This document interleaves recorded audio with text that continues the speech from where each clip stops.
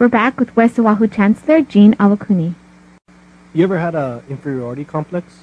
Well, when I was on the mainland, and I was often the only Asian American administrator, and sometimes I'd be in meetings and I'd be the only. When I was in the cabinet at Columbia University, the campus is over 250 years old. I was the first Asian American vice president, and there were 30 cabinet members in the meeting. 20 of them are white men, and maybe a few women, and then an African American male and a female, and I was the only Asian.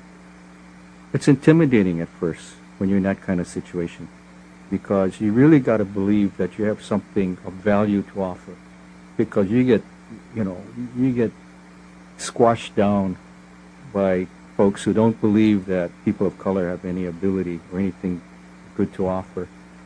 And so, yeah, there were times I actually wrote a chapter in a book about this a few years ago, about the experience of Asian Americans who feel invisible when they rise to that level, and you really got to deal with being very focused and very confident that you have the ability to be of equal contributor to some of the other, in this case, white administrators that you may be working with.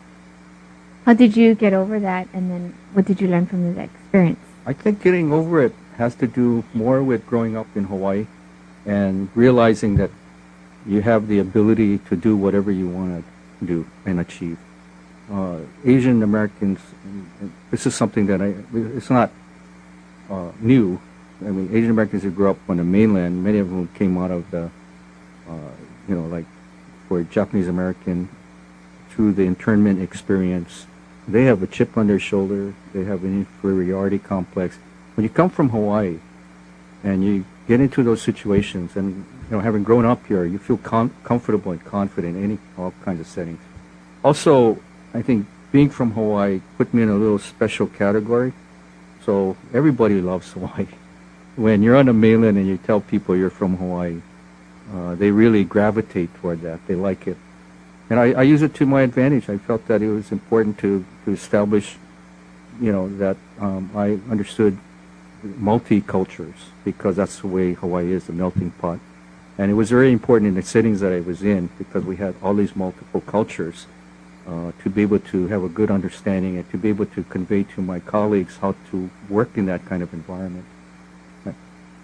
What about the kids from Hawaii that feel inferior to other people? What would you say to them?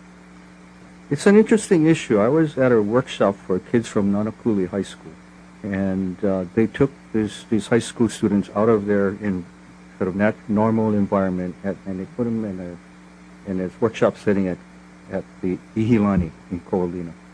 And, it was really interesting to observe the behavior of the kids. I mean, they were much more sort of focused, and the teacher's comments, not mine, more well-behaved. And I went to this one motivational workshop, and the speaker, and I can't remember his name, spoke about the inferiority complex of growing up on the Waianae Coast. And I was a little surprised, because I hadn't heard anybody talk about that before. And he said, how many of you, because you grew up in Nanakuli, were told you were stupid? And there were 70 students in that room, and 2/3 of them raised their hand. And he said, I was one of those students. I grew up in Nanakuli. And he said he was embarrassed. He was ashamed of having to admit that he was from Nanakuli, so he would make something up. He'd say, are you from Pro City or something? And he realized over the years that he needed to really, establish some pride in his, where he grew up, and his culture and his race and so on. I think you just have to convince students that no matter where they come from, they have something to offer. They have something of value. I grew up in Palolo Valley. I mean, Palolo Valley is light years away from Manoa Valley. It's only a mile away, but just a different cultural mindset when you grew up in Palolo versus Manoa. And what I tell people is that, breaking out of that kind of cultural mindset is going to take some work, but you just got to believe in yourself, believe in your family, have pride in your race and culture, and know that you have an equal ability to contribute to the state good as anybody else. Thanks for joining us today on Greater Good Radio. For more information or a transcript of today's show, please visit us online at greatergoodradio.com. This is your host, Evan Leong and Carrie Leong, saying please join us next time for another episode of Greater Good Radio Hawaii.